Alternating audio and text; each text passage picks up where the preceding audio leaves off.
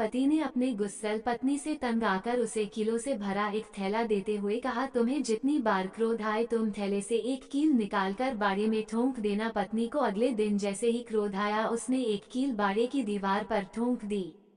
ये प्रक्रिया वह लगातार करती रही। धीरे धीरे उसकी समझ में आने लगा कि कील ठोंकने की व्यर्थ मेहनत करने से अच्छा तो अपने क्रोध पर नियंत्रण करना है, और क्रमशः कील ठोंकने की उसकी संख्या कम होती गई। एक दिन ऐसा भी आया कि पत्नी ने दिन में एक भी कील नहीं ठोंकी। उसने खुशी खुशी यह बात अपने पति को बताई।